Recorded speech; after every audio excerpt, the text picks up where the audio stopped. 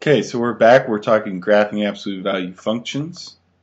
As we talked about the vertical translation. So now we're going to talk about the horizontal translations.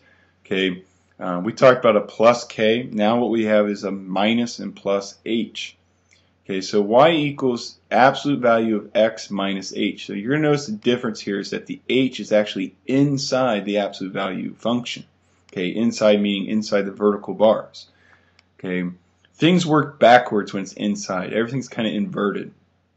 So what that means is that if it's a minus h, you're probably thinking, hey, it's going to shift left. Okay, but it's actually going to go right. It goes opposite of what you think. Because technically it needs to be the form x minus h, which means h is positive. Okay, I know that's kind of hard to understand, but what you really need to understand is that if it's minus h, okay, so if it's a minus h, it will be shift right h units. Okay, it's going to shift right. Now plus, you're probably thinking, hey, it's going to go right, but in other words, if it's plus h, it's actually going to shift left, there we go, left h units. Okay, so that kind of changes some things there, and some students really struggle with that. So you have to think it's opposite when it's inside. Outside, it works exactly as you would think. Minus is down, positive is up. Okay, nothing different really there. Okay, well let's look at some of these. So let's graph one of these. If it's y equals x plus 5, okay, it's plus, which again, we're probably thinking, hey, it's going to go right, but it's actually going to go backwards.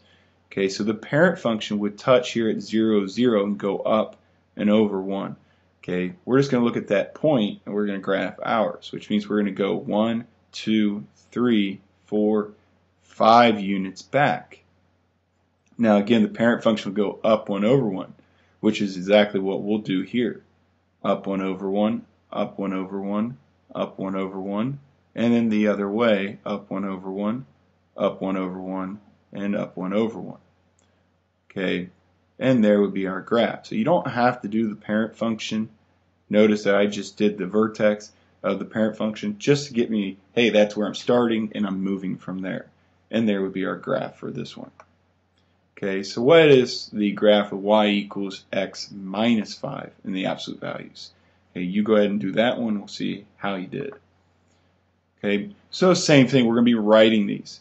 So y equals the absolute value of x is our parent function. What happens if we move that 9 units right? So we're going to go ahead and write y equals, it's going right, so we're pretty sure it's inside, and we know we're going 9 units. So we're probably struggling with, is it plus or minus? That's where we're struggling. And we go, all right, well, right would be positive, but this is backwards. So therefore, we're going to say it's actually minus. Okay, that's going to be opposite, so therefore it would actually be going to the right. And then we do the same thing over here. We say absolute value of x, we'll go ahead and put the 4, and we go through the same thing. We're thinking, oh man, I get this confused. Okay, well we go left, which we were probably thinking, hey, that's going negative side, but it's the opposite, so it actually becomes plus. Okay, and that's your two answers. I know it's tough to think about, but that's really, you got to think it's opposite when it's inside. Okay, so go ahead and do got it number 5, and again we'll check those.